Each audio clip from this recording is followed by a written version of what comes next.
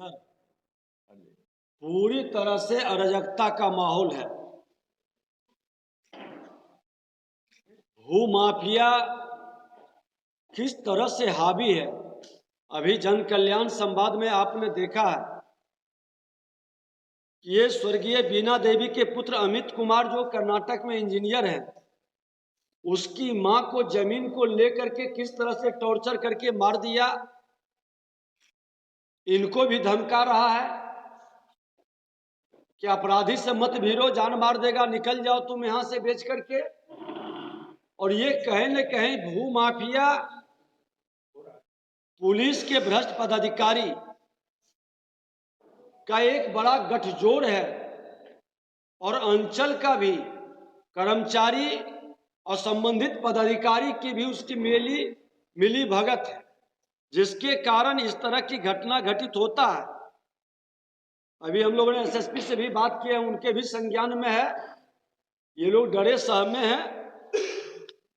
दूसरा, उसी तरह से एक केदार पासवान है घोसवरी थाना के, उनके भाई की भी हत्या कर दिया है और इनको भी धमकी दे रहा है और लोग एक्शन नहीं ले रहे हैं।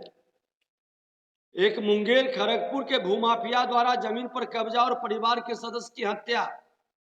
लखीसराय में आपने देखा ही कि जमीन के मामला को लेकर के नरसंहार हुआ, 6 लोगों को गोली मारा, 3 लोग की मौत हो गई और उसको प्रेम प्रसंग बता दिया।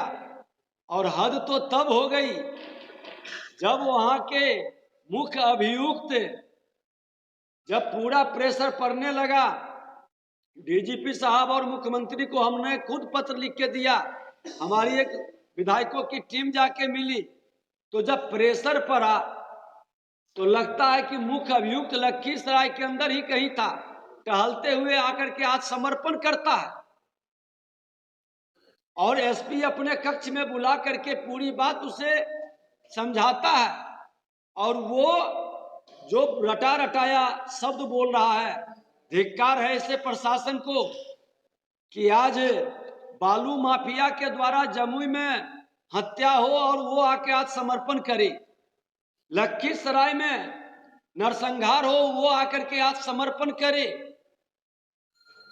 इसी तरह के गोपालगंज में पुजारी की हत्या हो जमीन मामला को लेकर के और वो आज समर्पण करे। आखिर पुलिस इतना निकम्मा और अकर्मण्य कैसे हो गया? ये अपराधी को क्यों नहीं पकड़ पा रहा है? अपराधी को इतना अवसर क्यों दे रहा है कि वो आज समर्पण आकर के करे, मामले को कमजोर करे, केस को हल्का करे और निकलने की रास्ता उसकी बन जाए? ये पूरी तरह से कहीं न कहीं सत्ता संरक्षित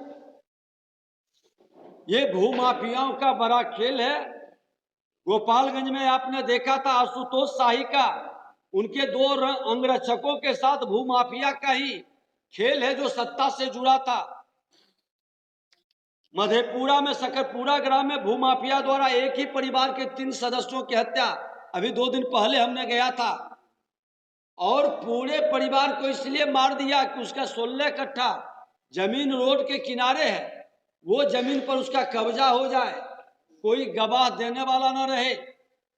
और हद तो तब हो गई जब वहां के आईजी लांडे साहब से हमारी बात हुई कि जो आई विटनेस उसका विधवा का पति मारा गया, वो विधवा भाग करके बाड़ी में छुप गया था और वो कह रही है सबके सामने, प्रेस मीडिया के लोग कई लोग थे और उसका आई विटनेस का वक्तव्य तक दर्ज नहीं किया गया।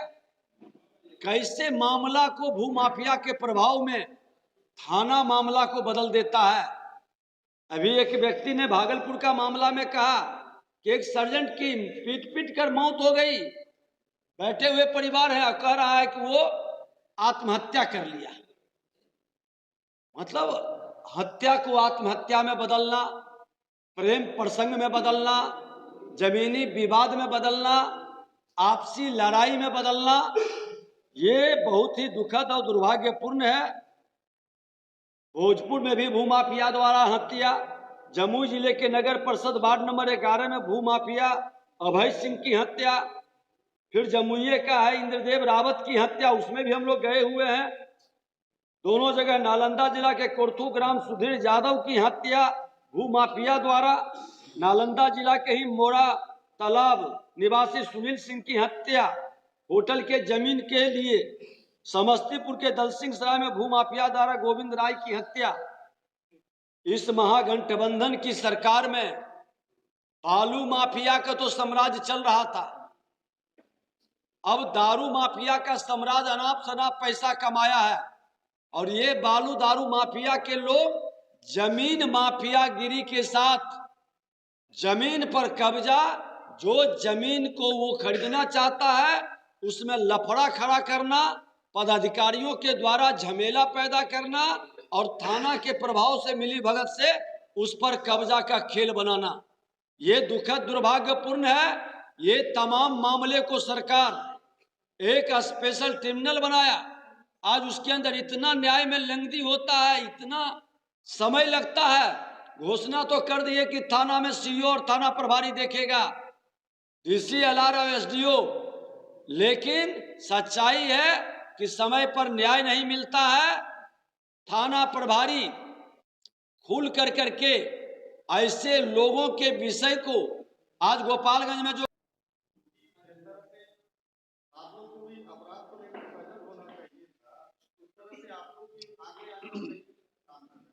आपको मैं बता दूं कि विपक्ष आज एक सप्ताह के अंदर 5 दिन हम किसी न किसी जिले के अंदर दौरा पर हैं, धरना प्रदर्शन पर सम्मिलित हैं, लोगों की आवाज को उठा करके एसपी से लेकर थाना तक लड़ रहे हैं। अब सच्चाई है कि प्रशासन के लोग हस्तिनापुर के गुलाम, विपक्ष को जो मर्यादा के तहत संवैधानिक अधिकार के तहत रिस्पॉन्स लेना चाहिए नहीं ले पा रहा है। वह भूल गया है कि सत्ता बदलते रहती है। तो आपका कहना है कि विपक्ष कोई कमी नहीं रख रहा है।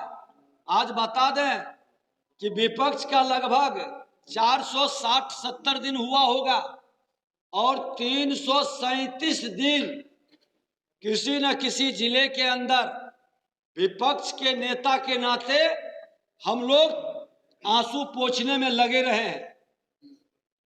अब हमारी तो है कि सरकार को ध्यान आकृष्ट करें, प्रशासन को सजग करें, न्याय दिलाने के लिए लड़ाई लड़ें, लेकिन जब ये सरकार ही निकम्मा, अकर्मण्य और प्रशासन ही हस्तिनापुर का गुलाम बन जाए तो उसकी तो अब जनता ही अपने जनादेश से इसकी समापन करने का काम करेगा। देखिए, मुख्यमंत्री जी परेशान हैं।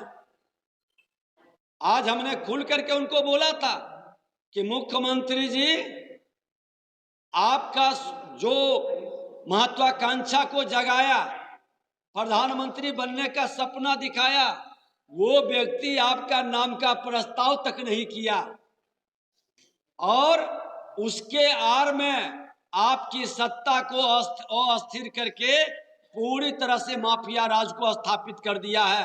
हर विभाग के अंदर भ्रष्टाचार चरम पर है, खुल करके बहाली में, नियुक्ति में।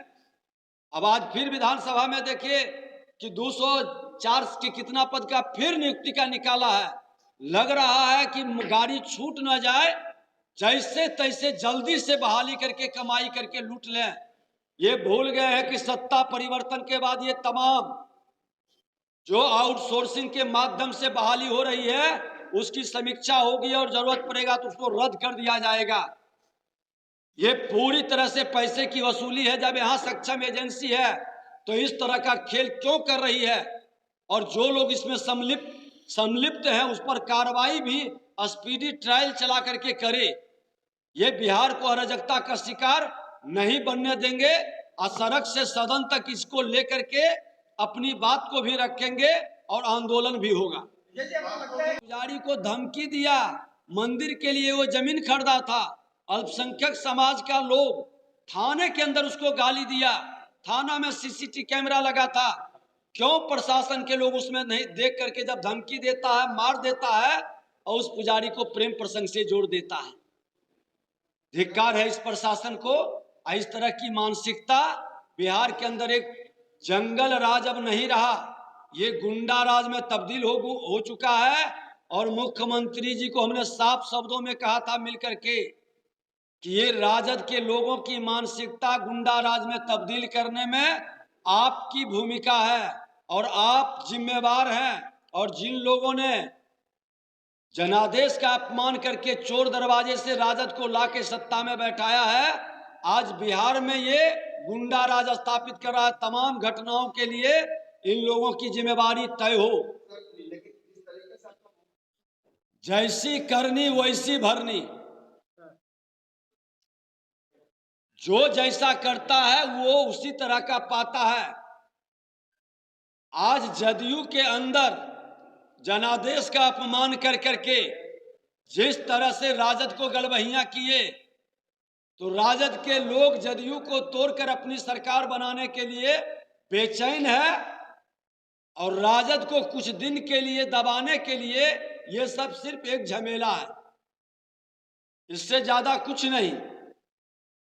जिस दल का राष्ट्रीय अध्यक्ष ही अपने दल की विदाई की तैयारी कर ले, उसको भगवान भी न बचाएगा। पत्रकार बंधु और भगियों का हार्दिक अभिनंदन और स्वागत है। जैसा कि आप सबों ने अभी देखा, यहाँ जन कल्याण संवाद भी हुआ और आज की से प्रेस वार्ता को संबोधित करने के लिए भारतीय जनता पार्टी के वरिष्ठ नेता,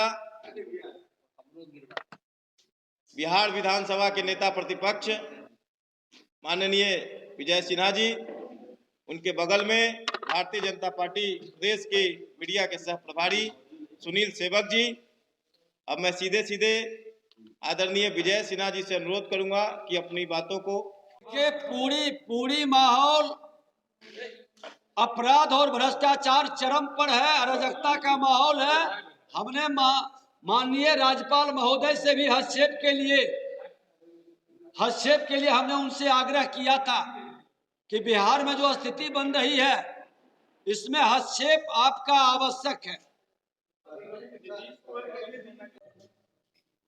राष्ट्रीय नेतृत्व कई बार इस पर स्पष्ट कर चुके हैं और जब राष्ट्रीय नेतृत्व बोल चुके हैं तो इस पर अब कहने की कोई जरूरत नहीं है। आप सबों का बहुत बहुत धन्यवाद।